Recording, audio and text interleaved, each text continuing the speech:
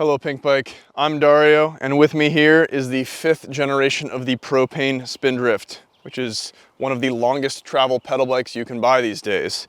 It's got 180 millimeters of rear travel, a 180 or a 190 mil fork, and the geometry you need to get up and down just about any hill out there. While the Spindrift is kind of this super enduro free ride bike on paper, I think there's a bit more to it than meets the eye and a bit more to it than you would expect. So I'm going to run you through my long-term impressions, some climbing, descending performance, and then just how it was to live with over the past few months, because this has been a pretty unique and impressive bike to me. So stay tuned for all that. I'm going to send it over to myself, talk a bit about some climbing, run you through the geo, descending, and then my final thoughts. Peace. All right, climbing aboard the Propain Spindrift, big old 180 mil bike that pedals kind of remarkably well considering the travel and the components. I think it's characterized by like a pretty supportive feel. It's unusually lively, like you put power in and it does kind of stand up and go. As a result, like the traction maybe isn't as phenomenal as like other super big sticky bikes, but I think that trade-off is worth it if you're planning on using this for like daily riding and fairly large pedal missions. The only like, I don't know, standout unusual feature on the climbs is sometimes in like awkward, chopped up technical climbing, it can kind of feel like the bike is seesawing a little bit, where when you're pedaling it kind of pushes forward and then you're off the pedals, you sag into it, and it's a like funky little oscillation between those two. But I think technique can kind of make up for that and you get used to it. It's just something that I've noticed like when going back and forth between this and other maybe less sporty feeling long travel bikes.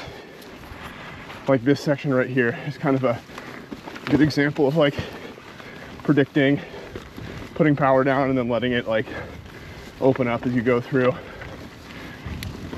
Right there.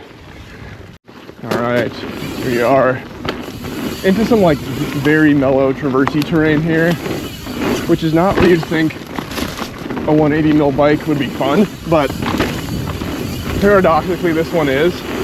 The suspension feel again is like super supportive. There's a lot to push against and like generates a good pop for little side hits like that.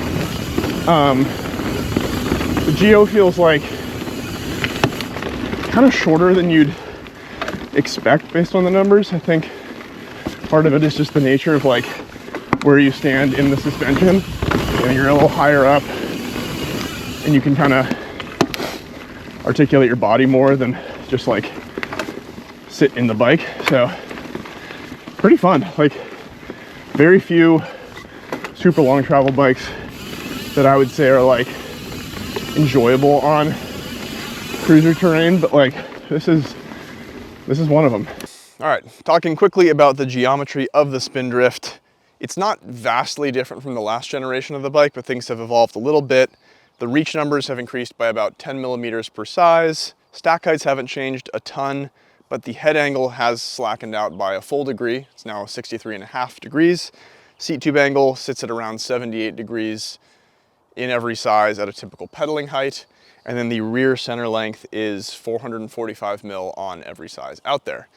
So I have had the opportunity to ride both the large that you see here and an extra large Spindrift. Last year at Crankworks, I rode the XL for a few days, and having tried both, I think for me, the large is definitely the better option. I liked the XL's wheelbase. I liked the feel of it in some circumstances, but I found that it was a bit too spread out for me in terms of the cockpit. And then I also struggled a bit with the standover of the bike. That is one thing to keep in mind when buying one of these. The standover is unusually tall for a longer travel bike, and as a result you might find that some fit will be tricky for people with shorter legs or who are trying to size up. Ideally you can get a test ride on one just to get a sense for that.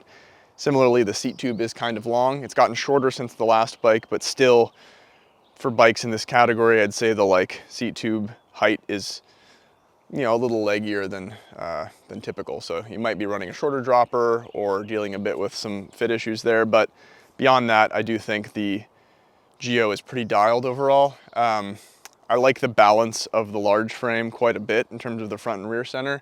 I think the smallest sizes are going to be quite extreme in the rear center, and then the XL will be a little less balanced. And that was kind of my impression having ridden it. But suffice to say, the medium and the large get like a really nice mix of front center, rear center, and overall Geo. There aren't any geometry adjustments to speak of on the bike. All that there is a high-low flip chip, and that's confusingly named because it's actually a wheel size flip chip. You can run this as a mixed wheel or a full 29er. I currently have it set up with a 27.5 rear wheel and have tried both, but I think I actually prefer it as a mixed wheel bike. Better butt clearance. I like the way that the bike turns with that setup, and have found that it suits the nature of the bike a little bit better. Otherwise, there aren't really any Geo adjustments to speak of. It's just a well-designed bike that works nicely. So back over to some descending opinions, and then I'll be wrapping it up. All right, riding natural terrain like this on the Spindrift is a hoot, for one. The bike is surprisingly well composed for being really long travel. Like, you don't feel like there's sloppy suspension.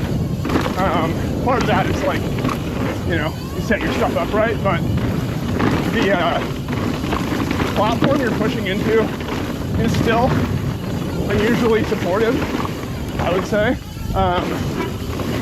You know, you're getting a lot of like positive feedback from little compressions and corners, and as a result, the bike does kind of kick you a bit more than some other longer travel bikes would in that kind of scenario. But I think it's like a trade-off sometimes for the better.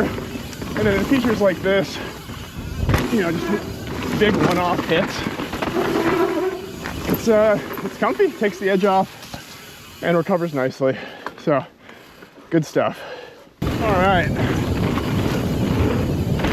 Spindrift is like remarkably comfortable on these big jumps, partially because you've got a pretty good buffer for a weird landing, but also because it's just like a nice poppy bike. Again, like I keep saying it, but it has a weird amount of support for a long travel bike, and you can really use that to your advantage here by just like going maybe a little slower and pulling up when you need to in order to get the lift you need to clear some of these gaps. And then, oh, what's up, deer? You know, one-off hits like this drop coming up are, I would say, pretty comfy. You hit a bit of a wall of support on the bike that I don't think is the most like comfortable, but it does take the edge off. All right, there you have it. That is the Spindrift in a nutshell. I've had this bike for a while. Over the winter into the spring here, I've put a ton of miles on it, and I've been really impressed with just how easy it has been to live with. Like, the bearings are really nicely sealed. I haven't had any issues with hardware coming loose. The like cable routing situation has improved vastly over the last bike. It's quiet. I haven't really had to fuss with anything on that front. The frame storage is fine. It's not the biggest opening, so you can't put that much in there, but it does the job. And ultimately, it's just like a kind of good do-it-all bike, which I don't think is what people would expect of the travel numbers here. Like, you think of a 180 mil bike, you're like, oh, this is gonna be like the biggest, smashiest, you know, bike park machine. And this kind of could be that, but my impression of it has been more of a do-it-all bike with a very big buffer. I think that's kind of the experience you're getting out of it. It pedals so nicely that you're not unwilling to take it on longer rides or even on mellower trails. And then the handling does kind of err more on the like energetic side of things. I think it has good feedback if you're pumping, you know, slashing corners. It doesn't feel like a pig, and as a result, I think isn't as like forgiving in super rough terrain, but there is a good buffer between you and anything you're hitting on the trail. Like, you still have a 180 mil fork out front. It does everything quite well, and I don't think has like one specific area where it excels. I've ridden other bikes in like the 170, 180 mil travel range that do better in like really gnarly, rough terrain. And while those do leave the Spindrift behind in those circumstances, I think they also pedal worse for it or lose a bit of that energetic feedback in more flowing terrain. So there you have it. I think this is a bike that is actually for like way more people than I would have expected initially. It kind of seems like this niche thing when you're looking at it on paper, but to me, it is actually like more usable broadly than I expected. Additionally, the fact that you can do the a la carte purchasing for all the parts on it means you can build the bike that you really want. I think that's a really cool feature. We're seeing a few more brands do that these days, but I think it's just a really nice way to purchase a bike. It doesn't add a tremendous amount of cost, and in a way it actually could save money if you're really picky about parts, because you end up with exactly the stuff that you want and no waste. So it's fun to play around with that builder. I'd recommend, if you're curious about the bike, checking out all the different options. What I have been riding here is essentially the factory model, but with a slightly different drivetrain. I just tuned it down a bit for the XO group instead of the XX. And while this is a really, really nice build, there aren't really too many parts I would want to change. Some of the cheaper models are really, really nicely spec'd. So worth checking out. Head over to the Pinkbike article on the homepage for all of the information on those builds, on my long-term thoughts, and on some other little fussy details out there. But until then, stay tuned on the channel. There's plenty more stuff coming down the pipe, and I will see you soon. Peace.